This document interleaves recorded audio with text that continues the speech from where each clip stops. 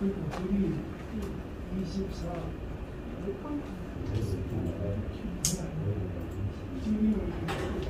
그 크기가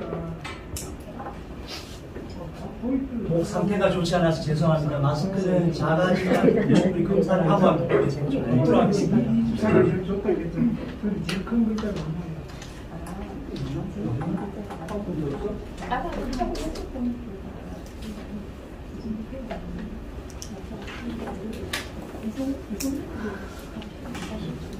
제가 오늘 두 가지 강의를 발표해야 됩니다. 시간 배분, 각각 5분씩 배분을 할 겁니다. 배운 대로 하자면 여러분들하고 소통하고 대화도 나누고 해야 되지만 그렇지 못한 점 양해 좀 부탁드리겠습니다. 지금 제가 들고 있는 것들은 한 학생이 제작한 사례입니다. 그 인체 감지를 통해서 전기를 온오프 시켜준 장치인데 이 장치가 중요한 것이 아니라 이 학생이 무슨 생각을 갖고 이것을 제작을 했는지 며칠 전에도 조벽 교수님 동영상을 봤습니다만 우리나라에 창의 인재가 없다라는 표현을 자꾸 하셨습니다. 그렇죠? 이 학생 같은 경우에 그 울산 시내 여러분들 며칠 있으면 보게 되겠지만 울산 시내 모든 시내 버스 정류장에 선풍기가 있습니다. 그죠? 그 선풍기가 사람이 없는데도 불구하고 돌아가는 것들이 이 학생이 좀 안타깝게 봤던가 봐요. 그것을 사람이 접근할 때 선풍기만 작동하도록 이렇게 했을 때 울산 시내 1년 동안 전기세가 얼마나 절약될지 그런 것들을 분석하고 제정한 것들입니다. 네. 그래서 이러한 것들을 제작하기 위한 과정에 대한 설명을 조금만 해드려 보도록 하겠습니다.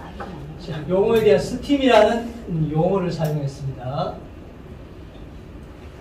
오늘 교육의 핵심 과정은 여러분들 엘리베이터에서도 지금 코딩이라는 말을 표현을 많이 보셨을 거예요. 단순히 전 국민을 인공지능을 전문가를 만들 수는 없고 전 국민을 갖다 데이터 분석가를 만들 수는 없습니다.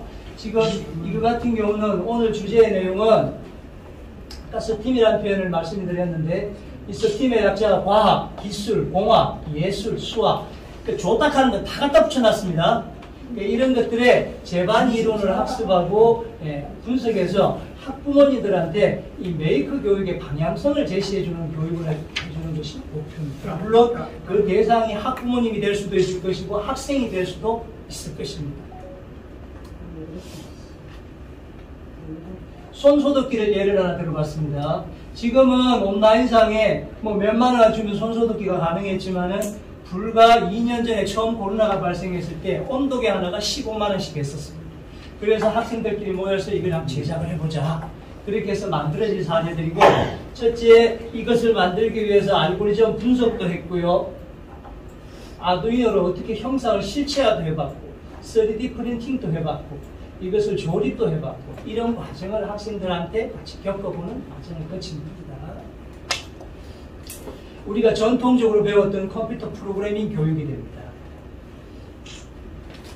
네, 많이 들어보셨던 아두이노의 형태가 됩니다. 네, 말도 많은 3D 프린팅이 됩니다. 여기서 우리가 3D 프린팅의 거창한 개념을 표현하시는 분들도 계신데 저는 아니라고 봅니다. 지금 여러분들이 프린트로 인쇄하는 것을 따로 배우지는 않아요. 그죠? 그래서 3D 프린팅도 무슨 대단한 것을 생각하실 필요는 없을 것 같습니다. 실제로 이제 손소독기가 작동되는 모습을 보고 계신 것입니다. 그럼 이런 교육을 하기 위해서 학부모님들께서는 어떤 판단력을 가지셔야 되고 학생은 현장에서 어떤 것을 배워야 되느냐, 어떤 문제를 해결하기 위한 이제 방법이나 절차 이런 것들을 조금 공부를 해야 되겠죠. 그 다음에 이런 센서들의 각각의 역할이나 이런 것도 고민을 하셔야 될 것이고 이런 것들이 실제로 3D 프린팅으로 실체화를 시켜야 될 것이고 앞서서 스팀에 수학도 들어가고 과학도 들어가고 기술도 들어간다고 했는데 사전 교육을 통해서 전통적인 프로그래밍 교육을 하면은 10명 중에 9명은 다 빠져나가죠. 머리가 아픕니다. 그래서 여러분들이 어린 자녀가 있으신 분들은 학교에서 엔트리를 배운다라고 하는데 그것이 블록 코딩이 됩니다. 이 블록 코딩의 목표는 아까 보여드린 전문 프로그래밍이 너무 힘이 드니까 나이가 어린 학생들한테 이런 사전 교육을 한번 해본다는 의미입니다. 이게 변질이 돼서 우리나라에서는 방과 후에서 이게 무슨 정규 과목처럼 가르친다. 올바른 방법은 아닙니다. 유치원생들이나 할 수 있는 그런 사례를 보시면 되겠습니다. 아두이노 역시도 이 하드웨어를 표현하기 위해서는 우리가 학생들이 체험학습을 가보면은 시킨 대로 꼽는 것만 하는데 그 방법을 좀 탈피한 것들. 3D 프린팅도 마찬가지입니다. 큰 의미를 부여하지 말자라고 했습니다. 누구나 쉽게 할 수 있는 방향으로. 이런 것들을 교육하기 위한 온라인 사이트도 따로 존재를 하고 있고요. 물론 뭐 저 개인적인 사이트입니다만은 이런 사이트에 접속을 해보면은 각각 카테고리에 맞는 교육을 할 수 있는 그런 사이트도 연결이 되어 있습니다.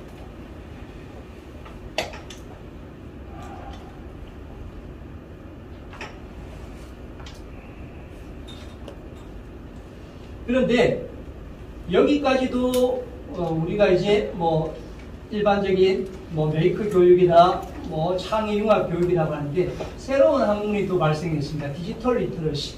저희들이 어릴 때는 독후 감상문을 발표하고 표현하는 게 끝이었습니다. 지금은 여러분들도 지금 표현하셨다시피 어떤 도구를 이용하든지 간에 표현을 할 수 있어야 됩니다. 이것이 온라인이 되었든 PPT가 되었든 유튜브가 되었든 이런 것들을 이용해서 각각의 기능들을 표현할 수 있는 것들을 배우셔야 합니다. 실제로 들어가 보면 학생들이 제작한 블로그라든지 이런 것들이 참 많은데 시간 관계상 생략하도록 하겠습니다. 그래서 이러한 창의 융합을 하기 위한 도구가 여러 가지가 있습니다만은 그런 것들을 학부모님 입장에서 배울 것인지 학생의 입장에서 배울 것인지 이것이 우리가 아까 말씀드린 엘리베이터에 붙어 있는 것은 뭔가 전문가가 할 수 있는 그런 느낌이 아니라 누구든지 할 수 있고 우리 아는 다 컸는데 손자, 손주도 있을 거 아니에요. 그렇죠? 그렇게 생각하시면 되겠습니다. 이것이 1차 작업이었습니다. 2차 교환 들어가도록 하겠습니다.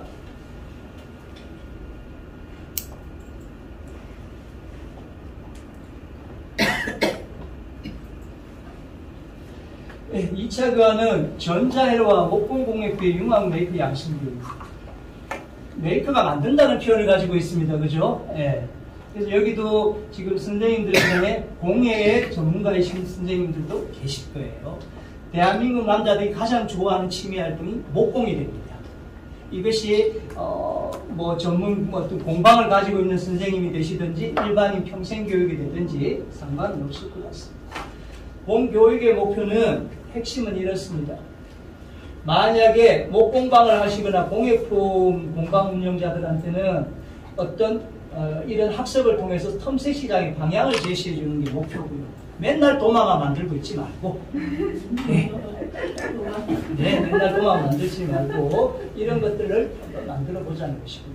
그 다음에 각종 공방 운영자들한테 이것이 라탄이 되었든 뭐가 되었든 뭐 바구니가 되었든 이런 분들한테 아이디어를 실체로 한번 구현을 해서 제품 개발을 해보자. 그것이 목표가 되고 조금 더 나아가면은 평생교육에 맞게 이런 가정에서 발생하는 여러 가지 각종 전자기기에 대한 방해 요소를 한번 극복을 해보자. 이런 것들이 목표가 됩니다.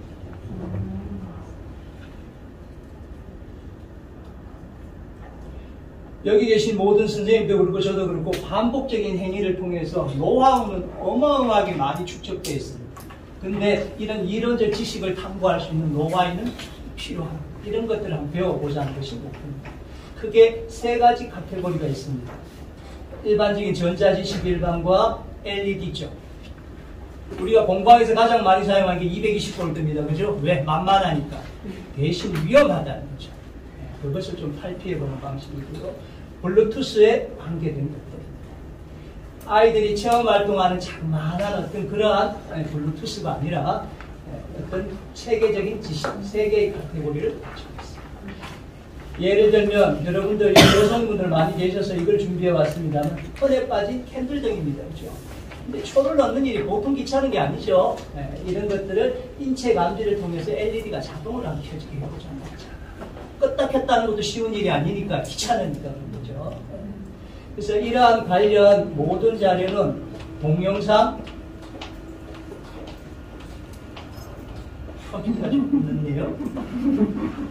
유튜브로 모든 동영상 자료가 있고요. 그 다음에 별도의 사이트에 교육 자료가 있습니다. 그런 교육을 통해서 만들게 되면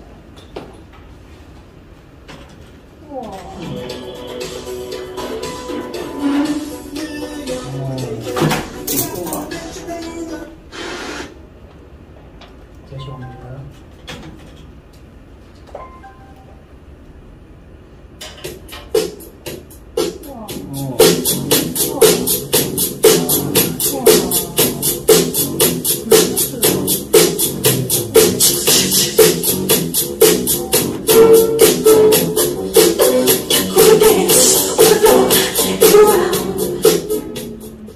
단순히 소리만 나는 형태가 아니라 이런 체계적인 뭔가 융합이 이루어질 수 있는 그런 것들을 만들어주는 게 책입니다.